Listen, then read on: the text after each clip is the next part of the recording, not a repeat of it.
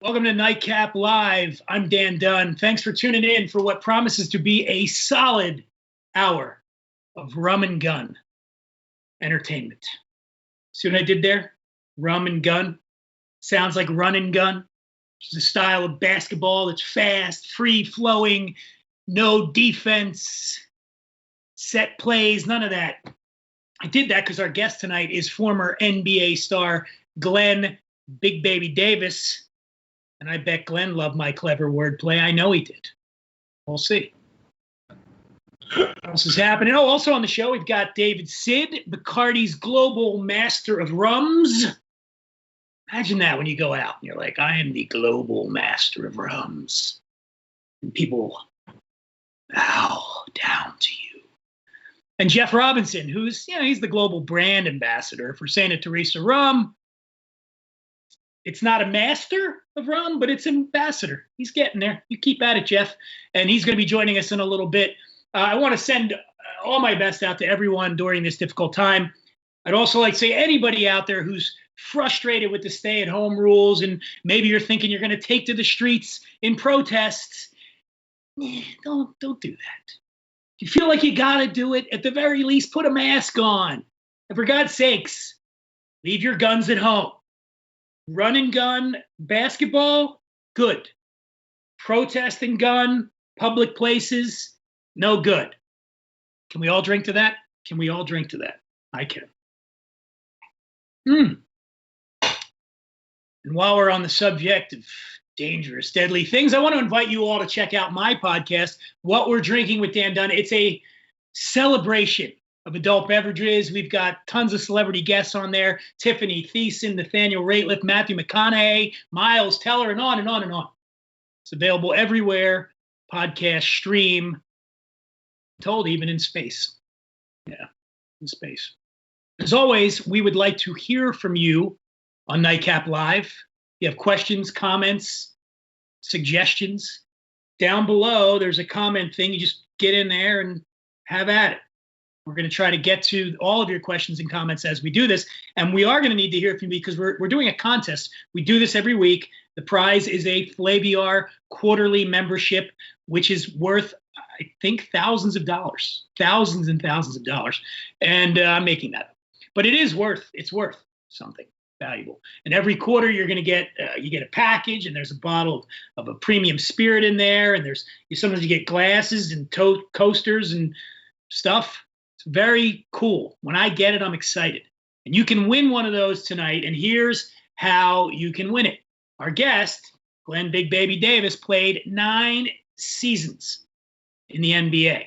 So on 3 different teams, and in that time, he played with some legendary people on his own team, teammates. So the question for tonight, name the 5 best players that Glen Davis played with in his career, his teammates in his career. For the 3 teams that he played for, the 5 best, Glen has the answer. He's going to give it to us at the end of the show.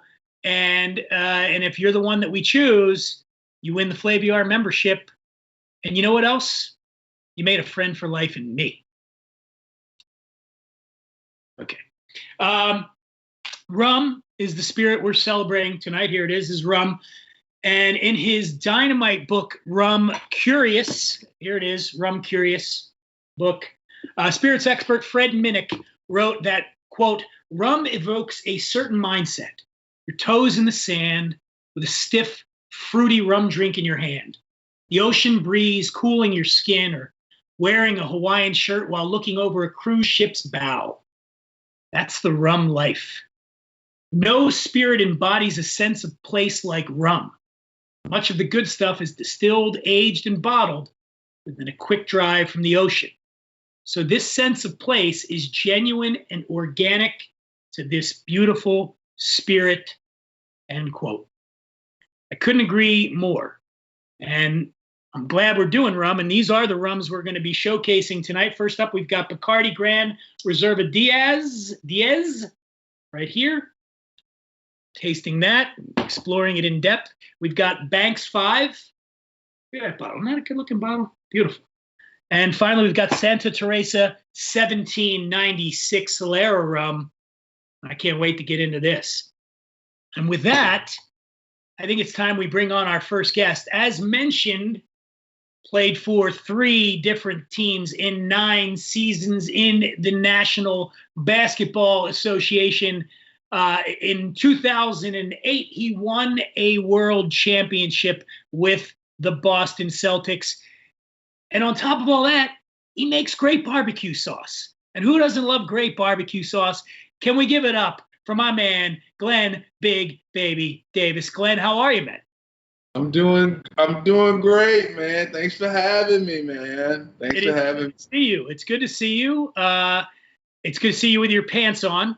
I mean, people know back in the day, Glen went a little crazy one time in a game and took his pants off. And do you take his shirt off too, or was just the pants? I probably did. You know, I've always been a passionate guy, man. So, you know. Was that, I got to ask you, a friend of mine said to me that he's a big Celtics fan. He said he got to ask you, was that premeditated or did that just happen in the moment? I don't know, man. I'm so probably used to taking my pants off, and like I wasn't thinking. I was just pulling and, you know, whatever, you know, and my pants came down. You are a passionate guy. You also, did you body slam Shaq too? Yes. We wrestled and I body slammed, pinned him down. So you were not afraid to go for it in your career? No, I'm not afraid. You know, just play the game with passion, man. And hopefully, you know, playing the game with passion, good things will come out, you know. So, yeah, I just believe in good energy. So you grew up in Louisiana and you went to LSU. You were a big kid, man, right? You were like 300 something pounds in 8th grade. And did Nick Saban recruit you to play football? Yeah, I was a highly recruited football player. You know, people look at me today and like, wow, he's in the NBA.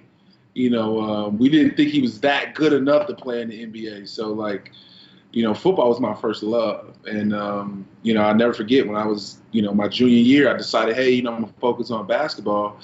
Nick Saban was like, hey, man, don't quit. Like, he was like, you got a guy like that telling you don't quit. He's like the guru of football, man. So it's like, it was a crazy moment, man, but it did work. So what went into that decision to choose basketball over football? Honestly, man, I played basketball for so long throughout my lifespan, you know, but I hate wearing the helmet. It wasn't the contact. I just hate wearing the helmet. You got a pretty face, man. You gotta show that off. Come on. Yeah, like, you know, name 5 left tackles that you know. Like, first name. Yeah.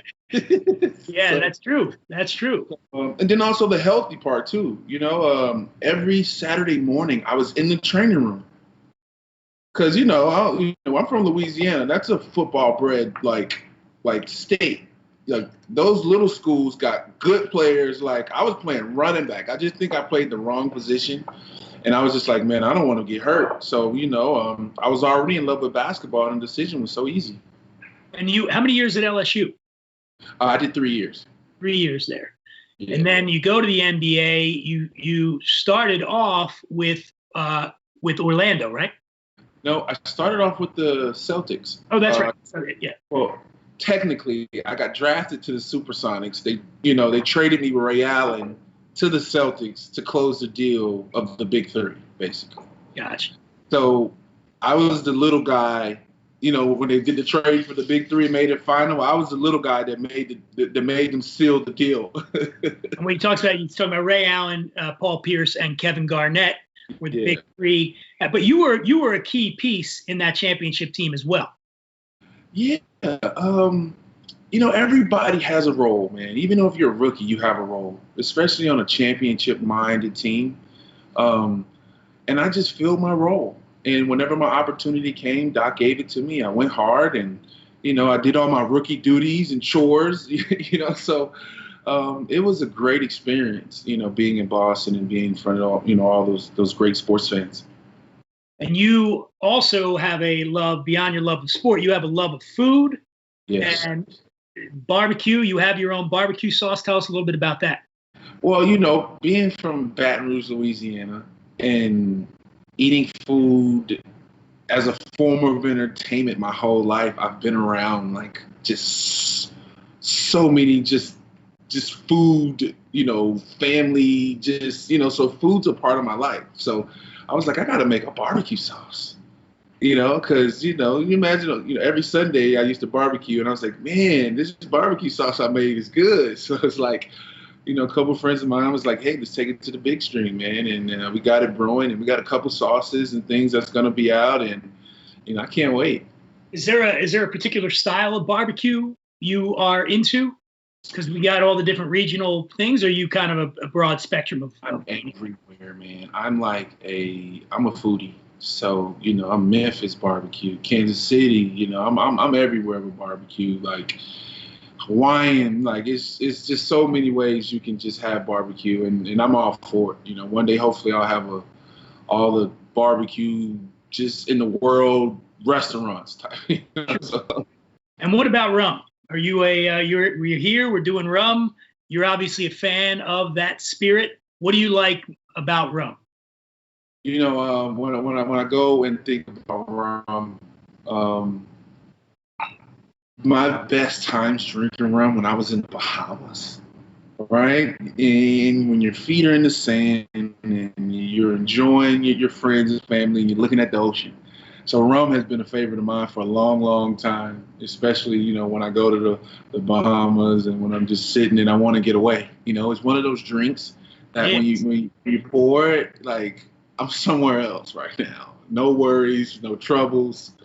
It's a lovely drink. I love it, especially when they're firm, and I like the fruity ones too. So what's great about it is, I talked earlier when I mentioned what Fred Minnick wrote about rum, which I thought was a beautiful way. But the other thing is, and I'm hoping to get into that with David and Jeff a little bit, is the importance of rum in commerce and shaping politics. And rum played a very, very big role, especially here in the United States. And so I want to get into some of that with those guys. I want to remind everybody out there watching, if you want to win that Flaviar membership, remember the 5 best players that Glen played with in the NBA. He played with a lot of great players, but there are 5 that he says are the very best. Put it in the comment thread, send it to us. At the end of the show, we're going to pick a winner with the Flaviar membership on the line. And with that, Glen, I think it's time we do some drinking. So I want to bring on our next guest. Again, he is Bacardi's global master of rum, and he is also a very, very handsome man as well. There's a theme here tonight. And let's bring it on with David Sid, everybody. David, how are you, man? Doing great, Dan, man. It's good to see you again, and thanks for having me. It's a pleasure. Looking forward to chatting with some rum with you. So where are you coming to us from tonight? Actually, I'm coming from one of the cities that's fun to Glen. I'm close to Orlando right now, visiting my mother with a little fun in the sun, if you will, during this moment of tough times. Glen played at Orlando, of course. And Glen, you're in Vegas now, right? Yeah, I'm in Vegas. All right, we're covering the country here. I'm Los Angeles. We got Vegas. We got Orlando. Surprise with Jeff later. He's somewhere far away. So, David, I joked earlier about what your title, but it's a hey man, to get to that position with a company like Bacardi, which is synonymous with rum. I think if you ask most people to name the first brand that's going to pop in everybody's head, is going to be Bacardi. So, talk a little bit about your job and in normal times what that means and what you do and how you spread the word about rum. Listen, man, it's been a great privilege and honor for me to do what I do for Bacardi. A lot of great individuals have helped me achieve what I've achieved. Basically, I started with Bacardi in 2008. I know Glen knows that year very well. And I was an ambassador. And through the years, representing the brands and educating on the brand to bartenders and consumers how to best use the products, I was tapped into to help design a new luxury. At that moment in time, we called it an ultra luxury brand in rum, which was the Facundo Rum Collection. And that really changed my career with Bacardi, because at that moment in time, my job went from focusing on educating externally to really working a little bit more internally to help guide the company and the rums that we were making towards what marketing likes to call premiumization.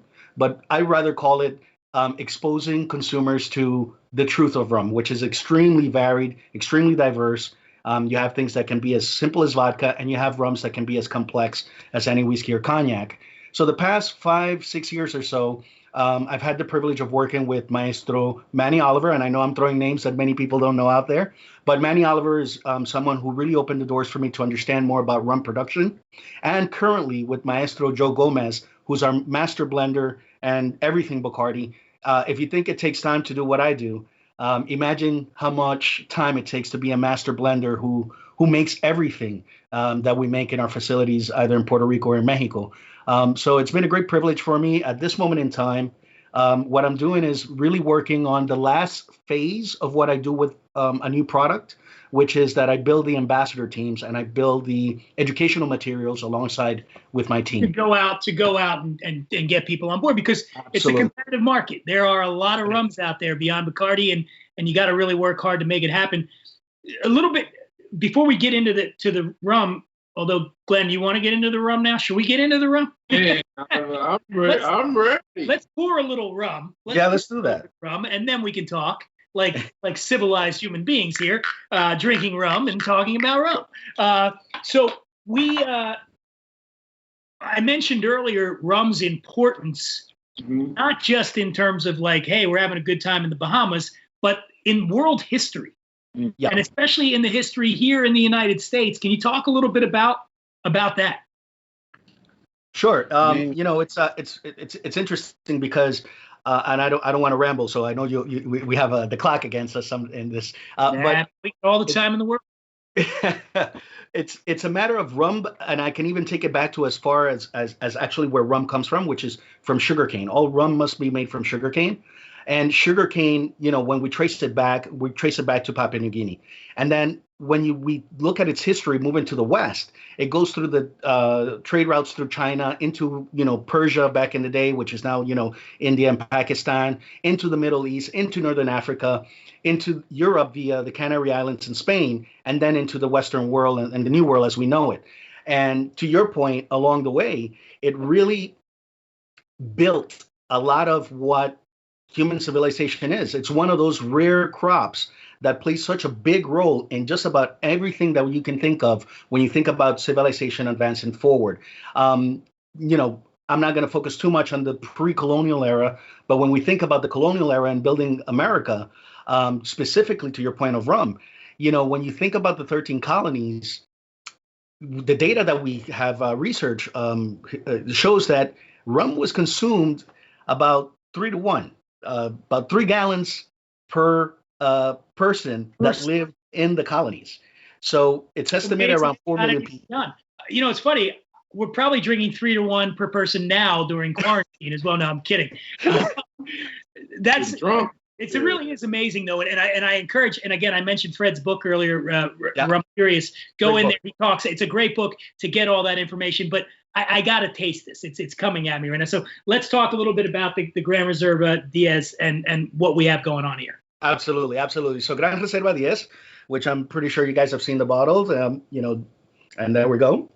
Made it dance. This is a product that we released to the public 2 years ago. So it's a really interesting thing because, as I mentioned, part of what I work on is really, or have had the privilege of working on, is really on exposing the other side of rum. We're known for our white rum above everything else.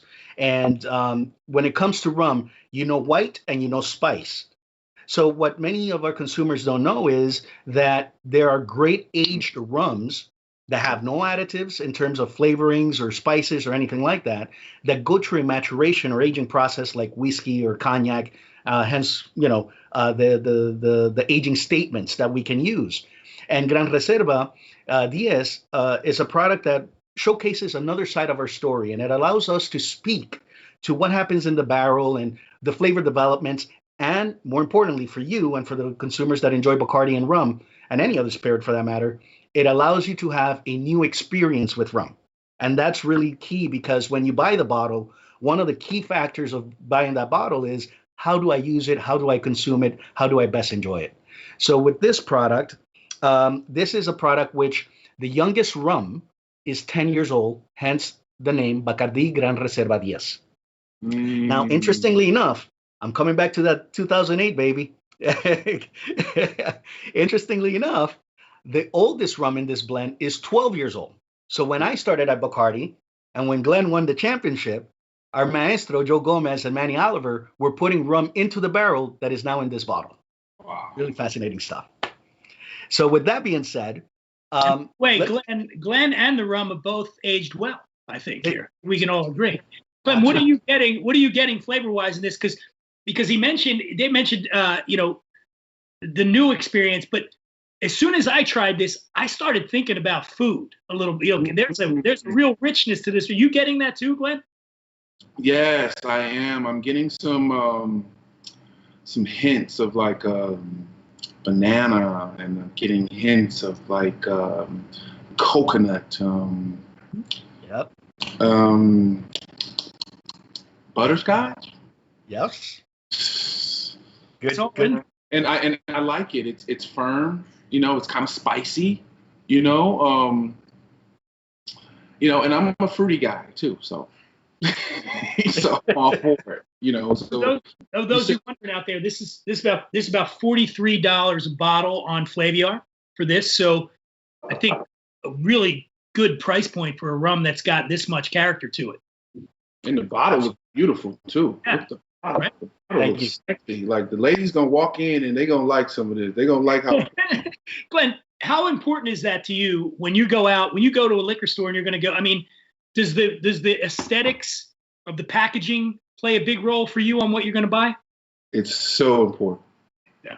Right. It's so important. Right. It's almost like a way of life. Right. In a way, when you see it, I like to have those type of things around. You know what I mean? Because it shows a certain image, it shows a certain lifestyle, and I think the ladies like it. That's good on your bar. It's certainly good on your bar, and that, I mean, I don't know about you guys, but I certainly, when I go to people's houses and I see their home bar, I always find myself just scanning it to kind of go, because what they have on that home bar tells you who you're dealing with here. Yeah. So, and this is certainly one that I think belongs in any bar. So David, I'm sorry. No, by all means, I love what I'm hearing. So please, but by all means, there are two things about packaging, right? It's either a flask is cool, and then a really great looking bottle is cool. Everything in between is kind of like, no, please, no, skip it. So listen, I'm glad you mentioned those notes, Glenn, because those notes are precisely some of the descriptors that we use. The barrel is giving you a lot of flavor, but the rum itself, when it goes into the barrel, brings its own attributes. So as it matures, it develops new flavors, but then it evolves. It acquires flavors from the barrel, and it evolves some of its natural flavors. So caramelized banana, caramelized pineapple, Caribbean melon or tropical melon, which, cantaloupe or honeydew can be kind of summarized there. The butterscotch that you mentioned, the vanilla notes of the barrel coming into the rum, the smokiness, that oakiness of the oak. And, it's very important to know that this number 10, is very different on a bottle of rum, in our case, and even with brands that are made throughout the Caribbean, not by us. It's very different from an age statement in Scotch because of the difference in the environment and the climate. So I don't want to make this too nerdy, but I know that some of us like some geeky notes, right? Tropical aging or aging in the Caribbean or tropical regions, the extra heat and humidity accelerates the interaction of the liquid with the barrel and what's happening in the barrel in terms of evaporation and so on and so forth. That correlates to how the flavors develop, how the color develops in those that allow the barrel to add its own natural color. And what happens is that in our case, our rum matures 2 to 3 times faster in Puerto Rico than it would in Scotland. Yeah. So this Bacardi 10, if I aged it in Scotland, if Maestro Joe Gomez aged it in Scotland, it would actually have to have a label that says somewhere around maybe 25 or maybe even 30 as the starting year of the blend. And this is one of the beautiful things about rum that I think a lot of us aren't aware of, that the tropically aged rums carry a lot more maturation at a younger age than your typical whiskeys and scotches. So if you like 18-year-old scotch, for example, you shouldn't necessarily be looking for an 18-year-old rum if it's tropically aged. You can probably look for an 8-year-old, 10-year-old rum, and you're going to get a lot of wonderful flavors that you can relate to. What kind of barrels are you? Is it a variety of barrels being used for the aging? Well, for the most part, I'll speak for us. We use predominantly American white oak for the traditional aging, and then we may use a second aging or a cast finish process with some of our products. And in those cases, we have used barrels from the world of sherry and wines, if you will. But American white oak tends to be the predominant barrel across the rum industry. Big question, Glenn, is what kind of barbecue would you pair this with? Oh man, I'm getting like a Memphis rib with this. Yeah, Memphis rib, good slab right there. Was it good sides? But man, definitely some Memphis rib. That's a good one right there. Yeah, be delicious. By the way, I invite everybody to write in with your questions and comments. We do have a Craig Stoltz. Is writing in. He said, Glenn is a Louisiana dude. Don't know if you're aware of that, Glenn, but Craig's pointing it out. You are from Louisiana. Have you ever indulged in classic New Orleans cocktail culture? Or when you were down there, was it just hurricanes and hell raising? Oh, you know what? It was all hurricanes and hell raising when I was down there. Funny. Yeah, you gotta think about it. For a lot of us, right? Yeah, because now I'm a different guy, right? I made a little money. I experienced a couple things, But back when I was in Baton Rouge and Tiger Stadium, it was hurricane. Of course, yeah. Oh, hey man, yeah, he's right about that. He's definitely from Louisiana. Well, that's the thing. Like, everybody growing up, but it is that revelation when it does happen, when you start to mature and you get older, and then you suddenly go, wait, what's going on here? Flavor. I mean, there's more to this than just having a party. It's great. And Glenn, Keith Doucette wants to know what's going on with that logo behind you. That's my big baby logo for all my merchandise and stuff like that. It's the logo for my podcast that's coming out. Talk to me, baby. It's kind of like me in a little nutshell,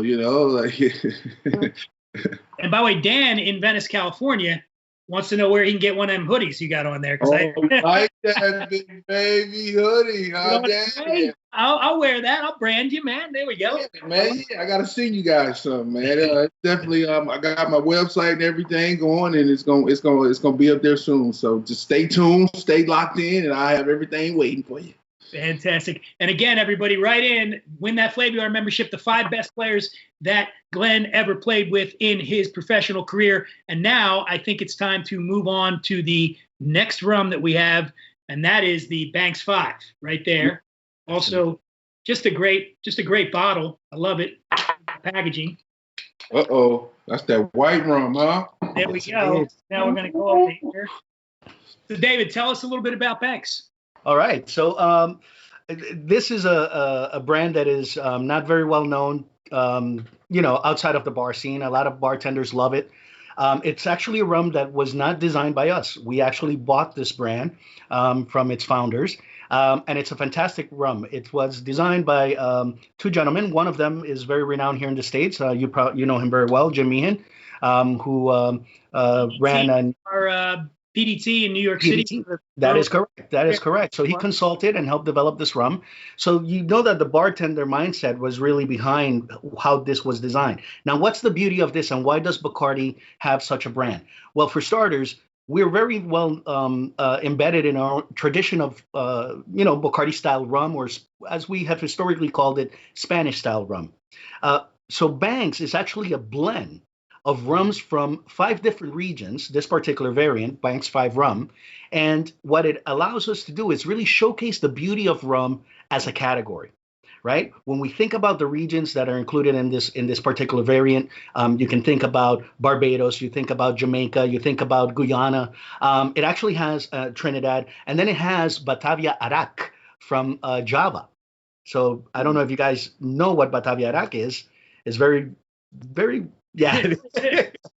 You and I probably had that in Bourbon Street once. Yes. Sam. I think we were at the Alibi Room one night throwing some back. Yeah, no.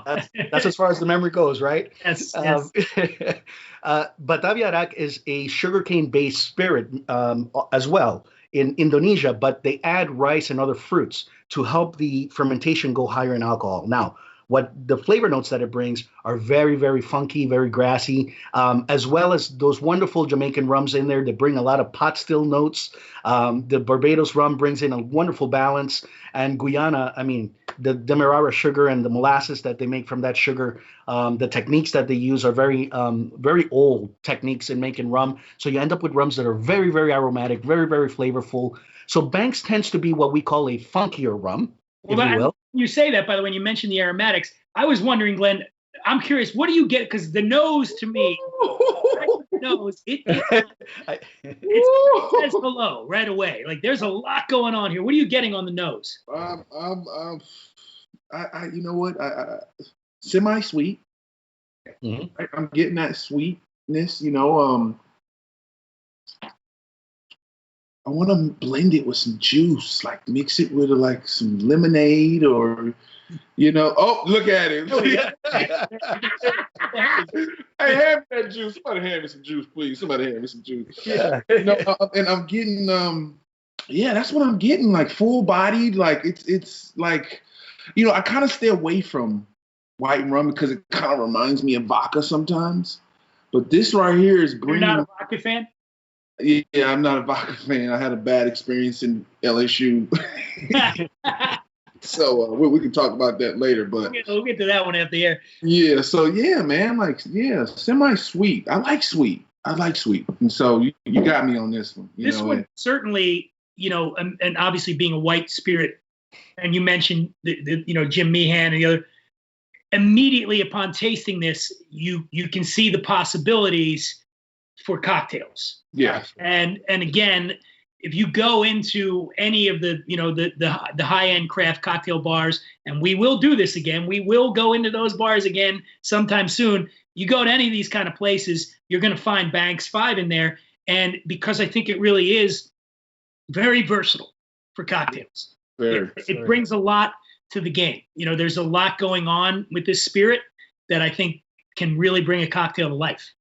Absolutely. And, you know, Glenn, you hit the nail on the head. You know, this is a wonderfully robust rum when it comes to aromas and flavors. And it does call out for that mixer. And what I'm having is a very popular cocktail that we promote. It's watered down a little bit from sitting there waiting for me. And it's called the Pink Flamingo. And it's grapefruit soda, Q to be specific, and then Banks. And you can go to our website, you can get the recipes and of this and many other drinks, because one of the things we love to do with it is actually punch serves and utilize tea in the cocktails. I don't know if you've ever used tea in cocktails or drinks. So if you haven't, the ladies, there you go. It's funny you bring that up, David. And Monica from Philadelphia just wrote in and said I'd like to make punch. What would be a good punch to make with this Banks 5 rum? Absolutely. So with Banks, there's a wonderful cocktail that we have that is basically an infusion of different teas. Again, I encourage you to go to the website for not just the flamingo drink, but also for others. I'm not a cocktailer, but I can tell you that citrus, in the sense of lemon, herbal teas. As a matter of fact, we work with specialists in teas to come up with many of these recipes. And Jim himself, along with the wonderful ambassadors we have for the team, are constantly creating these punch serves. So go to the website. More than enough recipes to enjoy during this moment at home in quarantine. But more than anything else, you know, enjoy the rum however you like, because that's the beautiful thing. As I look at Glenn sipping on the rums earlier, as I look at you, Dan, it's we're all enjoying it differently. On the rocks, you know, neat. The only rule for rum is drink it however you like, drink it responsibly, and you know, have fun with it. It is that feeling again, you know, it just, there's something about it, and Glenn talked about that earlier. When you drink rum, you kind of feel like you're on vacation. And I feel like I've been on vacation for 2.5 months right now. Not necessarily the vacation I like, but this is making it better. I'll say that. Right. This is Yeah. actually making me think. I am in my brain. I'm conjuring images, and again, I live in Los Angeles, so I probably shouldn't complain. I'm about a mile from the beach, but I'm conjuring images of just relaxing and chilling, and there's really just a good vibe going, and you got some reggae music playing, and rum just brings that on you. Yes, and it's to your point earlier about the importance of rum throughout history. I mean, that's kind of the association with the islands is not just, and that tropical vibe goes back way before our time. And even though, in terms of developing those regions, last factoid about history, when colonies were sold, and we know that there's a dark part of history there as well, but when colonies were sold, many a times their valuation was evaluated based on how much sugar they produced. That's how they gave a colony value, and then they would sell it off to another empire. So very interesting history of rum and sugarcane throughout the Caribbean. Thankfully, now we live in a very different era where we have freedoms. We can enjoy the aspects of rum that are tied to the Caribbean and the tropics, like the beach and the pina coladas and wonderful punches. We got a question here from Joe DiPaolo.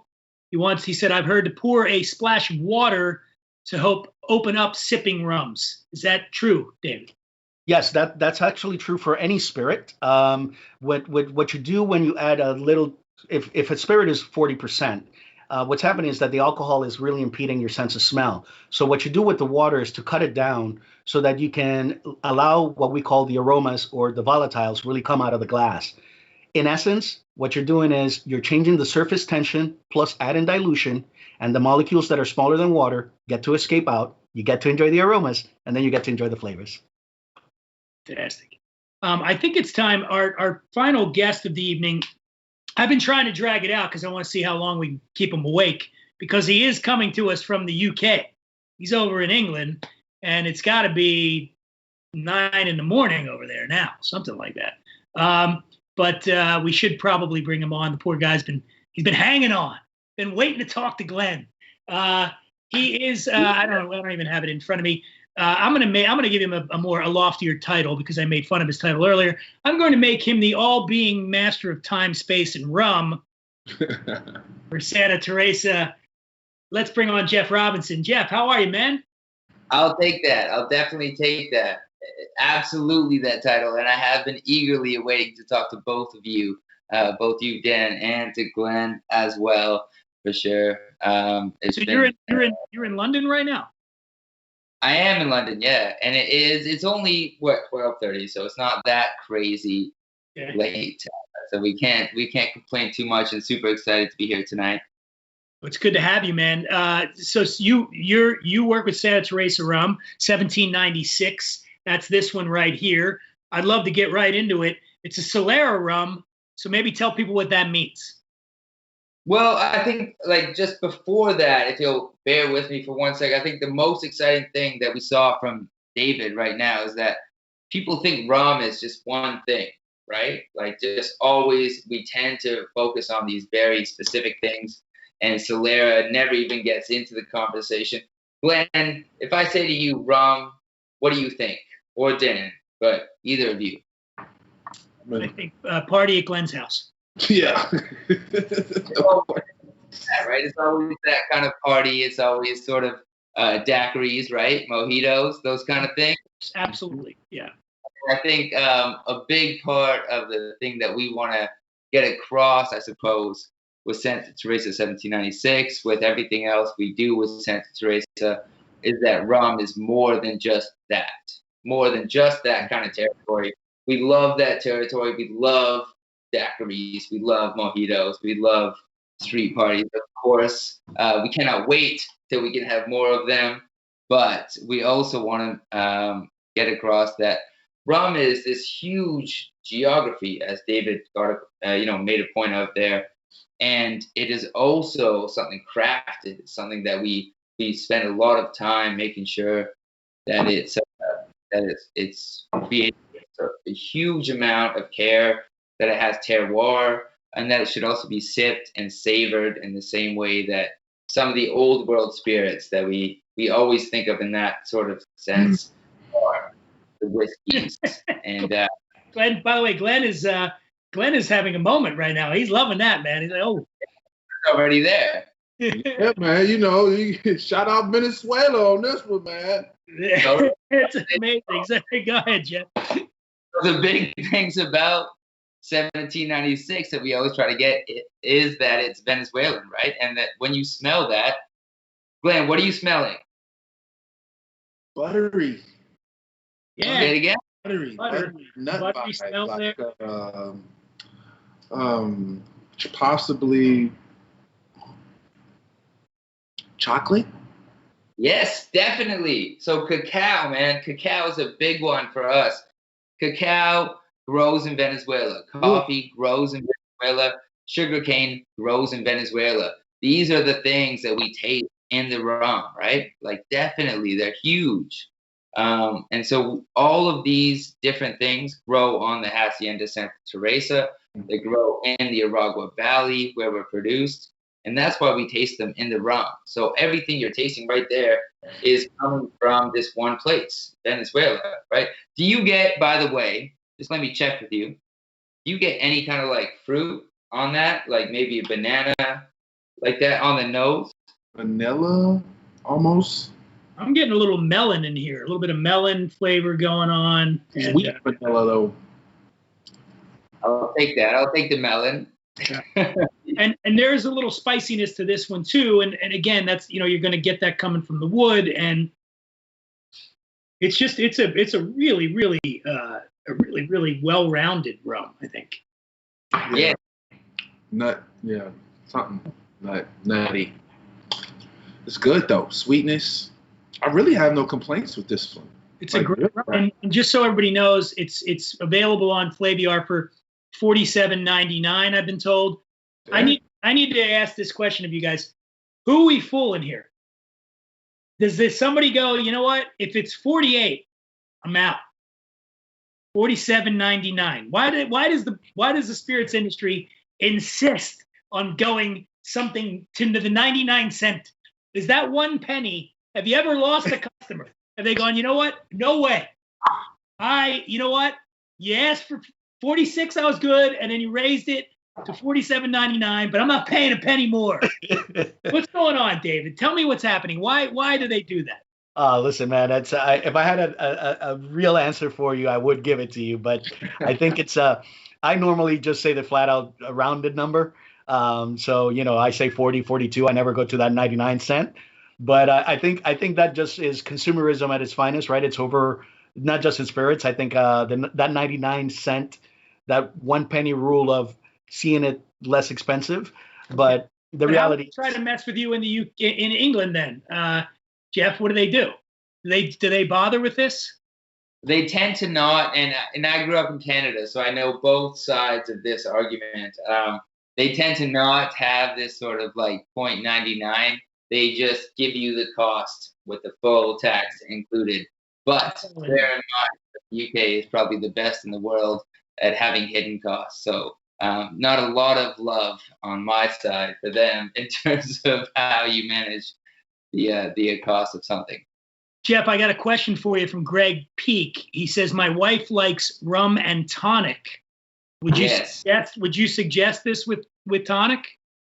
100%. I think like a big thing for me is that we want people to understand that rum is not just that territory that we talked about, that kind of daiquiri, street party, mojito territory. We love that, of course, but it's also this sort of this old-fashioned Negroni Manhattan territory as well.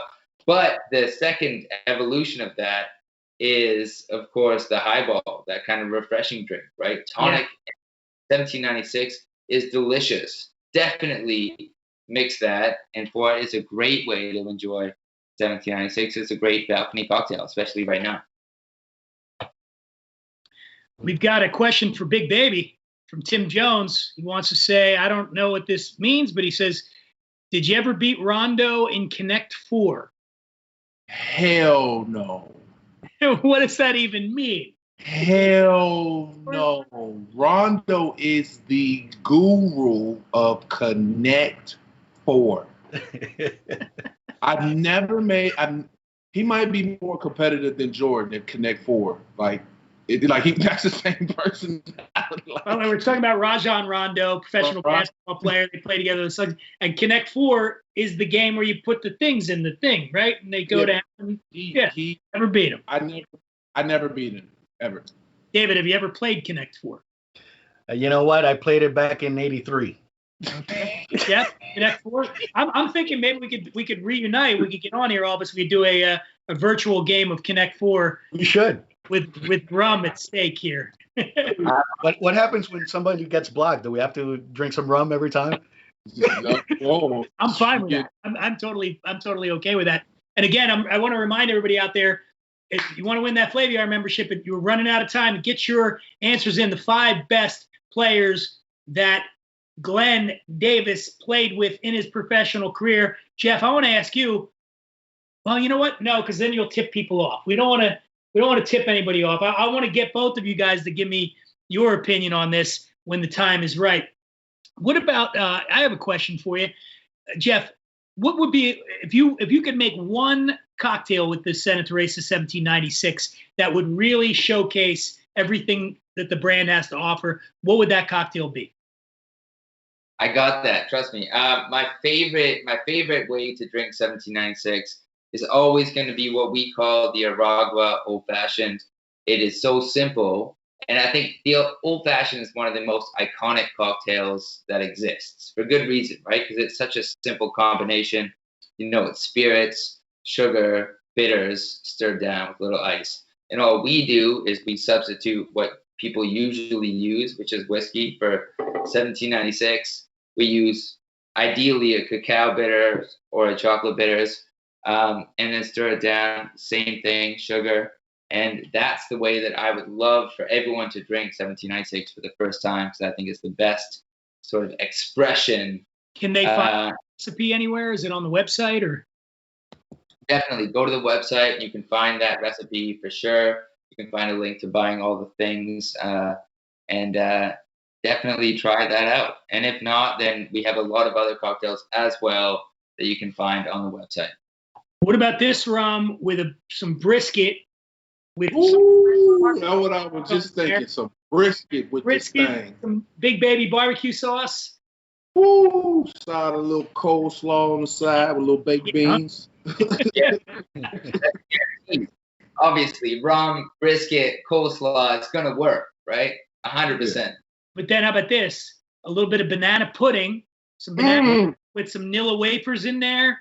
With this, come on. Stop now. You're getting crazy. I know, we're getting crazy. David, so you are working with all the brands in the portfolio, right? Yeah. Yeah. I have a very interesting opportunity to work with all the sugarcane-based spirits, to be specific. So when you have a brand that's like a bit of a lesser-known brand, perhaps, what's your target? I mean, you're obviously not. I mean, Bacardi, the bag, like that's. Who are you trying to reach with a rum like Banks 5 or with Santa Teresa 1796? Is the strategy to kind of keep it, niche? So that's an interesting question, Dan, because every brand has its own identity. So the one thing that for a company like ours, we have to be careful is that we need to make sure that every brand kind of expresses itself the way it should. And we know that from a cost perspective, it automatically kind of starts dictating who the consumer for that product is going to be in terms of can they afford it. From our end, what we look at is what is the consumer really looking for when they enjoy spirits, first and foremost. Then we take a look at how do they enjoy rum. So, for example, Glenn mentioned, brisket, right? And he has you have an affinity for food, Glenn, that I share with you. I love barbecue. So when I think about that, if we're thinking about how do we position a rum? So, for example, lesser known brand that we have is Facundo Rum. This is a luxury line. You say Facundo, that's Don Facundo was the founder of Bacardi. Correct. Founder Correct. of Rum, yes. Correct. So we made a luxury line with his first name as the branding, Facundo. And then we have Bacardi, the last name being our staple brand, right? The mothership, if you will. And within Facundo, there's Eximo. Eximo has a lot of wonderful smoke notes. It's a 10-year-old as well, but it shows a really, really darker side of the barrel. And when I think about that rum, that's a rum that I automatically would recommend to Glen, right? So knowing that he has that affinity for barbecue, he's very, very much thinking about flavors in the kitchen as well as in the spirit. So what we look at is what are consumers looking for, and then we can properly identify. Now, the one thing you'll see across the board, it's really about bringing people together. That's the one thing, because you mentioned it, and Glen mentioned it, this mindset that you go into. Now, if I go back and I say, recall 10 minutes ago when you mentioned that, were you by yourself? Probably not, right? You were probably with someone that you care about, somebody you have fun with, right? Yeah. So it's about bringing people together. And then within that, what exactly are they looking for? Are they looking for a communal serve, right? Do they want to have a punch bowl, right, during the barbecue? Going to be at a barbecue? Are they going to be at a dinner at night? And that's when we start identifying the best occasion for the spirit and the best occasion for a particular rum. Now, to bring this to a close, without getting into the marketing, gibberish that we sometimes fall into, the last thing is if there is a competitor for the rum, right? Because you can say that, hey, you're trying to get someone who drinks brand X to drink brand Y. But in the space of aged rums, and when we talk about premium rums, if you will, there's not that much competition. There are a lot of small brands, to your point of being niche. So then the question is, what opportunity do we have in terms of attracting the Scotch drinker, the bourbon drinker, to not replace Scotch or bourbon, but to actually add to their repertoire by introducing them to side of rum that relates to them, that they're not aware that exist, because they may be tied into. That is a challenge, man. I've been doing this for a long time. I've been in the spirits industry for a long time. Immediately when you think of brown spirits, it's almost always whiskey first. Even for someone like me, I got to think something. But then when you go there, when you remember the fantastic possibilities and the quality of a really good aged rum, that brings a different thing altogether than you're going to get with not knocking Scotch. Certainly, I'm not knocking bourbon, right? And I think you probably agree with me here. But there's a quality to rum, and if you remember to come back around to it, it's beautiful. Absolutely. And I think that one of the best ways to encapsulate that, to your point of, it's not about trashing other spirits, right? There's beauty in all we're fans of spirits, distilled spirits and aged spirits. It's about finding nuances that make them unique and that you can relate to, right? And when it comes to rum, the beauty of it is that it's made throughout the entire globe. You have more countries making a spirit from sugarcane than anything else around the globe. It might be called rum, it might be called cachaça, it might be called bataviarac, but at the end of the day, they all come from sugarcane. So we have a very, very wonderful plethora of choices when it comes to flavors and aromas, and it's all about understanding how best to introduce our consumers to it. If you're someone who drinks whiskey, someone who drinks cognac, should I be introducing you to a white rum first? Probably not. Probably not. I should start through something that you can correlate to, and then work you towards flavorful white rums, and then probably then you'll understand where the more balanced, slightly more not neutral but less aromatic white rums, why they exist and why they play a role that is separate from vodka. So I have to work it backwards, you see. So it's about understanding the consumer above everything else. Jeff, we got a question from Ken Katz. He said, is there any added coloring to 1796? So we have a tiny amount of what we call caramelina that gets added to the final product, just to make sure that we have that consistency, because of course it is a Solera product, so it changes over time. But that is also made from the same sugarcane that we use to create the first initial sort of fermentation, the mustos. And it is a tiny, tiny thing. So there's a tiny colorant for sure. But like I said, it doesn't change the flavor of the rum. Josh Zagaron said, when's the Big Baby 30 for 30 premiering? Oh, I don't know. That might be a good one right there. That probably leads us to we should probably get to handing out a prize here. So I want to let's do this before we get to the viewers entries here. I'm going to ask Jeff, in your opinion, who are the 5 best players that Glen played with in his career? Ooh, you're testing me here, right? Like I'm a red-blooded Canadian guy, so I could tell you the 5 best hockey players probably that he played with. And in terms of, okay, it's funny you say that.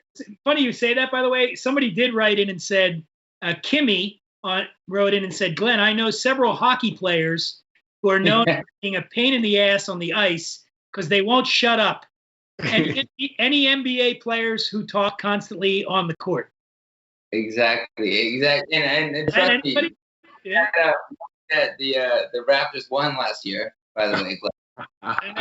Hey, I'm from Philly. Easy on that. Anniversary of the 4 bounce on the rim was last week. You know? That was a big one for us as a country. Trust me. Jeff, are you passing on this, or do you have 5? I'm passing. David, who's the 5 players that Glen ever played with? All right, so Glen, you're what, 6'9", right? Yeah. Give or take. I'm I'm 5'6", so you can imagine how much basketball I've played in my life.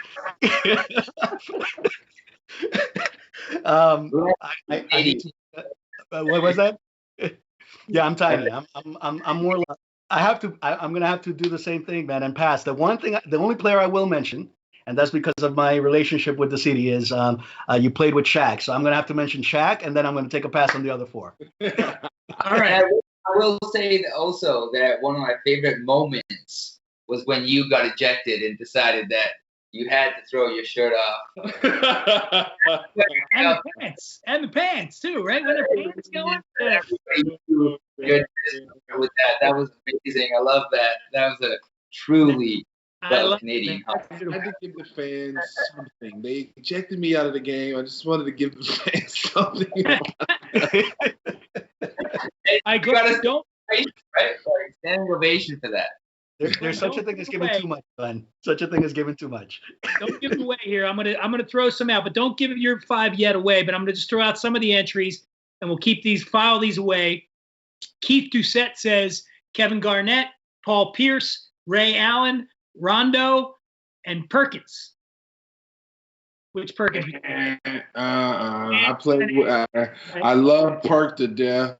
I love Rondo to death. Not on there. Okay, you're out. Them 2 ain't on the list. Here's another one. Con Hines says Ray Allen, Kevin Garnett, JJ Redick. I love JJ Redick, but I know he ain't on the list. I do like JJ Redick a lot. Matt Barnes and Shaq. That's not a winner, is it, Glenn? Yeah, that's not a winner at all. That's not a winner. All right. Max692 says Allen, Garnett, Pierce, Shaq, and Chris Paul. Don't say anything. All right. And then we got Taylor Villanueva says Chris Paul, Kevin Garnett, Paul Pierce, Ray Allen, Blake Griffin. Is Blake Griffin on that list? Nah, he ain't on that list. Blake ain't on there. He close. No, he close, but he ain't on there. Oh, this one's funny. Ron Stud says Brian Scalabrine, of course. Right? Yeah. Jeff Green, Leon Powell, and Brandon Bass. No. Right? I never played with Brandon Bass. This one's interesting. Dwight Howard, Kevin Garnett, Paul Pierce, Ray Allen, and Chris Paul. All good players. I like that one. But I think we know who the winner is here. So, Glenn, you tell us who your 5 best players to play with. I'm going to start from the 1 to 5. So I'm going to start with the 1. It was tough because, I'm such a Rondo fan, and, we don't like Chris Paul, but I got to give credit when credit's due. Chris Paul is such a great player all around, can pass, can shoot, can assist, so I put him at the top point guard I ever played with, because he got, career assists, career steal. When you say the 1, you're talking about the 1 position, not the number 1 player. Yeah, he's definitely number one position, point guard. The number two position, I would have to say Ray Allen, right? I've seen that man do some incredible things, game-winning shots, and you know what he's done. He's Jesus Shuttlesworth. We know, that's Ray Allen. You got to put him on. This one was kind of tough, right? Because, the third, your three guy, but I would have to Paul Pierce. I've seen him do amazing things too. Watch him be Finals MVP. I've seen him, win some crazy, incredible ball games for us. At the my four position, I'm gonna have to say Kevin Garnett. 2020 Hall of Fame inductee. What else could I say? Know what I mean? It's got to be there. He's a legend, and then I'm going to have to say I played with the old Shaq, right? Old Shaq just running down, heavy, guardable, I didn't play with the Shaq. The most dominant player to ever play the game. And you got to have him on there at starting five because, I was going to say, you still play with Shaq. That's like going, I still play with him. Jordan for Charlotte, it's still Jordan. So, leave off the list. I played with those five guys. I would have to say, there was a couple guys like Stephon Marbury, and it was there was a couple guys I could have put on that list, but. As far as accolades, Hall of Famers, those guys are it. So that looks like Mac692. Mac692, you are the winner of the Flaviar membership. Congratulations. You're thinking like Glenn here. Yeah, congrats. Basketball guy here, man. And I want to, we could keep going. I'm going to keep going with this rum after the show's over. I can tell you that. But I do want to remind everybody that all of these great rums that we've had tonight are available on Caskers or Flaviar. Go there. You can get them there. This thing that we just did is going to be available on Flaviar's YouTube channel for a while. I want to thank you guys. Jeff Robinson, thank you, man, for staying awake out there in London. Thank you for joining us. And I look forward to seeing you again, man, and look forward to seeing you again in person at a bar. Drinking some Santa Teresa, okay? David Sid, who is, basically owns Bacardi at this point. Now, by the end of the show, I'm kidding. He is the global master of everything for Bacardi. David, thank you, man, and appreciate you giving us the knowledge, giving us the rum. Love it. Tastes good. And finally, Glen, Big Baby Davis. Glen, where can people find you on Instagram, right? You're on there. Yes, we follow each other. Follow my Instagram. Follow my Instagram, GB Baby Davis. And you will find everything that I'm doing, my podcast, my barbecue sauce, everything's coming up. So just follow me on there and you'll find out. I'm going to guest on Glen's podcast. I'm already putting myself on there as a guest. I'm lined up. I'll have him on my podcast. That's synergy, baby. Synergy. Yeah, and I smoke some brisket for you while we talk. By the way, one of us might have a little relationship with a barbecue restaurant in Los Angeles. This guy. So we'll talk. Yeah. But again, I want to thank all of you out there for joining us, and to remind you that this Tuesday, usually do it on Thursday, but this coming Tuesday, May 19th, special guest, director Steven Soderbergh. Steven Soderbergh, one of my favorite directors in the world. Steven Soderbergh? Yeah, Soderbergh. He went to my high school. That's right. He's from Louisiana. He went to oh my God, please. I would love to. Oh my God. Maybe we got to bring Glenn in. Yeah. Steven Soderbergh. Oh my God. Oh my God. We went to high school. We went to the same high school. And Glenn lives in Vegas, where Steven made Ocean's 11, one of his great movies there. Was Magic Mike set in Vegas? It might have been, right? Yeah. Mm-hmm. Florida or something like that. Anyway, Soderbergh, Tuesday, May 19th, different time than usual, 6 p.m. Eastern. That's 3 p.m. Pacific. Join me and Steven Soderbergh. We're going to be drinking Singani. And again, thank you, everybody. I know you got a lot of options out there. The kid next door is doing an Instagram live. The woman across the street's doing one. Everybody's doing it, but you're with us, and I want to thank you for doing that. And I'll see you soon. And thank you, guys. Salud. Thank you for having us. Salud. Thank you, Dan. Cheers. Cheers, guys.